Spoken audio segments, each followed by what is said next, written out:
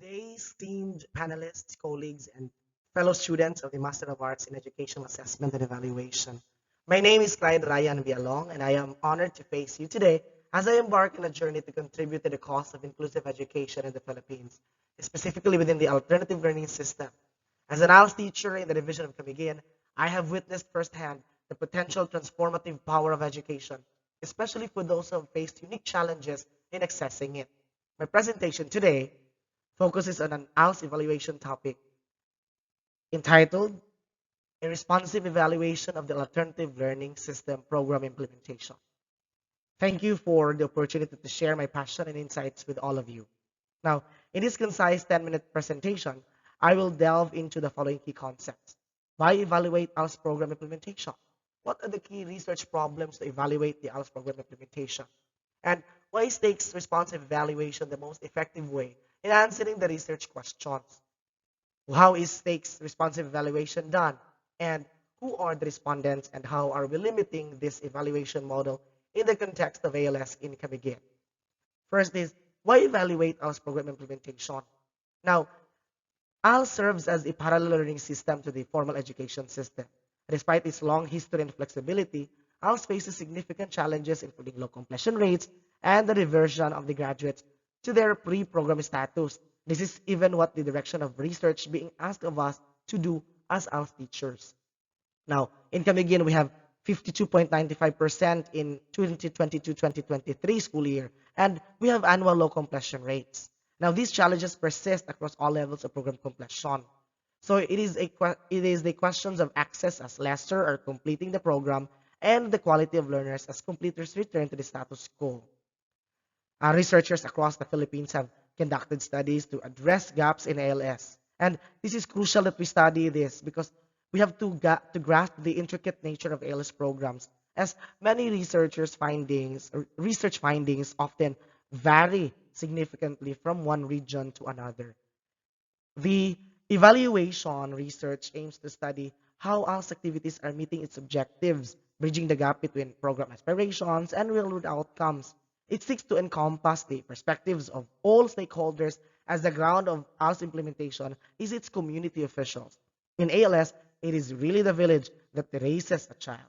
Ultimately, this research underscores the commitment to democratizing education and transforming ALS into a beacon of hope guided by the voices and needs of its beneficiaries. Quest to evaluate the alternative learning system program's implementation, we aim to address four key research questions. First is, what are the program activities implemented and how are these aligned with the program goals? What are the emerging needs, issues, and challenges faced by stakeholders involved in various aspects of ALS programs? Third, how are these being addressed or not addressed by the program? And lastly, how can the process be improved to make the program more responsive to its intended stakeholders? Now, why responsive evaluation? Why is it the most effective way in answering the research questions? The choice of employing Robert Stake's responsive evaluation model as our procedural framework is deliberate and rooted in its inherent responsiveness to the needs of the alternative learning system program and its stakeholders. Stake's model emphasizes a shift from the traditional preordinate or the quantitative evaluation approach, which relies heavily on predefined program goals, objective tests, and research type reports. Instead, it guides us toward a more organic and adaptive evaluation process. Responsive evaluation, as articulated by Stake, directs our focus towards program activities rather than program intents. It prioritizes addressing stakeholders' requirements for information, thereby ensuring that the evaluation process is attuned to their concerns and perspectives. This approach recognizes that stakeholders possesses diverse value perspectives and success should be determined through their varied lenses. Stake's model aligns with our natural human inclination to observe and react. It encourages us to interact with the program and its participants in their authentic setting rather than merely providing distant explanations. This approach fosters a deeper understanding of the program through the eyes of the stakeholders, enhancing the relevance and authenticity of our evaluation. The responsive evaluation empowers stakeholders by allowing questions and concerns to emerge organically or naturally during the evaluation process. It doesn't impose pre-formulated questions or criteria, fostering ownership and engagement among stakeholders. This participatory approach acknowledges that issues raised during dialogues with stakeholders often align with underlying value systems and can evolve as the evaluation unfolds. In this study, we'll adapt STAKE's regional 12-step model to fit the unique context of the ALS program. While the sequence of events may not strictly follow the standard model as cited in researches, the primary steps will guide our approach. Of course, we will talk and solicit claims, concerns, and issues stakeholders may want to introduce based on identified scope of program implementation. And then we'll discover and conceptualize issues and problems and identify data needed. And then we'll identify, thematize, and prepare portrayals, evaluation standards, and criteria based on the identified data needs. And then we'll process the claims of program stakeholders and bring them to other stakeholders for validation, confirmation, and resolution in an effort to improve the program. Lastly, we will winnow and assemble format reports for audience use. By applying the responsive evaluation to the ALS program implementation, we aim to create a dynamic and inclusive evaluation process that captures the rich stakeholder perspectives and contributes to the ongoing improvement of ALS implementation. Of course, we will use the case study design, for it is cited in most researches that they use case study design as the most effective in really uncovering unsubtle intricacies and gain comprehensive insight into many research programs, especially these research problems that I cited earlier. Of course, and then the research site is the division of Camiguin. As an island province, Camiguin presents specific challenges and opportunities such as access to resources and community support, which can significantly impact learners' decisions to participate in ALS.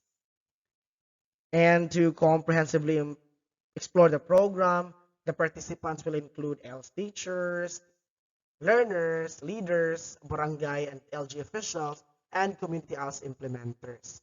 The sample size will be determined by data saturation, the point at which no new information or themes emerge from the data. For validation, we will include member checking, debriefing, methodological triangulation, and even phenomenology principles if a phenomenon exists while conducting the study. These methods will ensure the rigor and credibility of our research. Of course, we will adhere to the ethical principles by ensuring confidentiality, anonymity, and informed consent, protecting participants' information. To ensure representation of diverse stakeholder groups associated with the ALS program, we will carefully select participants based on a specific criteria. Yes. And then our study will focus specifically on two programs, the basic literacy program and the accreditation and equivalency program within ALS. That's why it has this limited coverage of other ALS aspects. We acknowledge that our use of purposive sampling may limit the generalizability of our findings.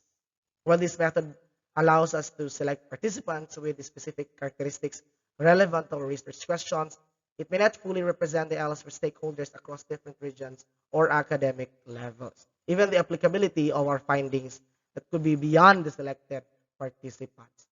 Our chosen respondents, the model aims to identify and address issues but may not comprehensively highlight program strengths. Its qualitative focus has limitations in capturing abstract concepts and emotional assumptions. It is important to note, of course, that the researcher's central role may introduce potential bias as personal experiences can influence data interpretations and the model's flexibility may lead to a lack of focus. Despite these limitations, I believe that this study will provide valuable insights into the ALS program's implementation and challenges. By clearly defining the scope and acknowledging the limitations, we aim to conduct a rigorous and contextually relevant evaluation that contributes to the ongoing development of the ALS program. We are committed to transparency and rigor in our research methodology, ensuring the credibility of our findings. That's all. Thank you very much for listening and for watching.